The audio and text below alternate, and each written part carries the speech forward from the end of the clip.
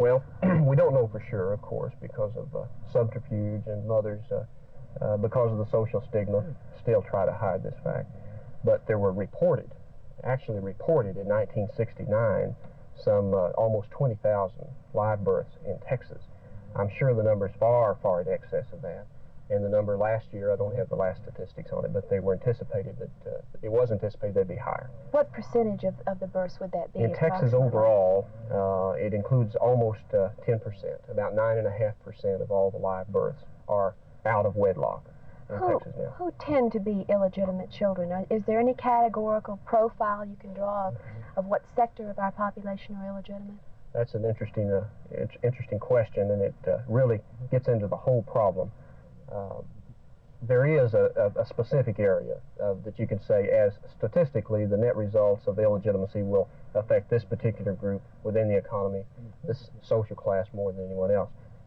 Let me preface this by saying, however, that sociologists generally feel that in the beginning there is not a significant difference in the degree of extramarital sex among any one particular group.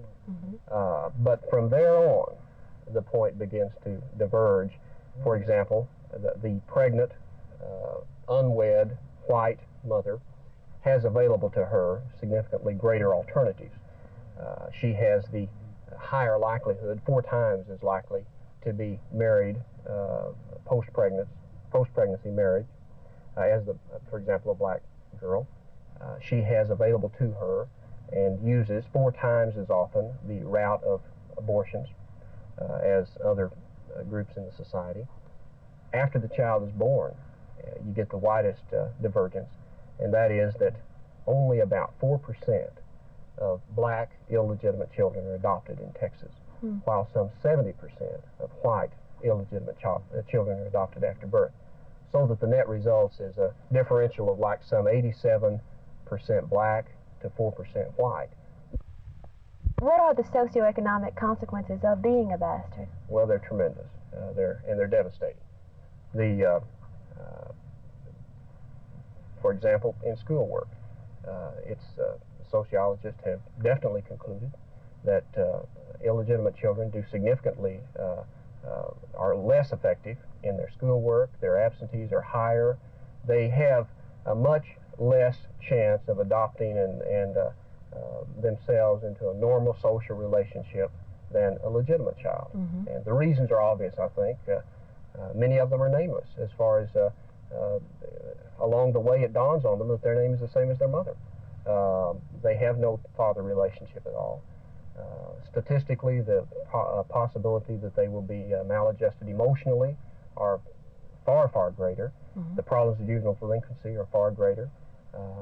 The whole psychological impact, as one psychologist has said, that their life is bound to be a psychological catastrophe. There are people who would argue that changing the law to give the father a legal duty to support an illegitimate child would sanction immorality, would lead to illicit sex, encourage promiscuity. How do you counter that argument? Well, I think to the contrary. If anything, letting the father go stark free after he's given birth with the mother to a child certainly encourages him to have no responsibility. We're encouraging him to be non-responsible. Furthermore, the mother has a far less opportunity to readjust socially if she has no hope of having any contribution of support from the father. There aren't very many men who are willing to take on a child that someone else has brought into the world with no responsibility on that child's father, for economic support anyway. So I think a good argument is made, and has been made lately, that instead of fostering and encouraging non-social behavior, that the kind of laws we have in Texas really, in fact, encourage the mother and father not to take up their responsibility, instead of encouraging them to be more, quote, moral, so to speak.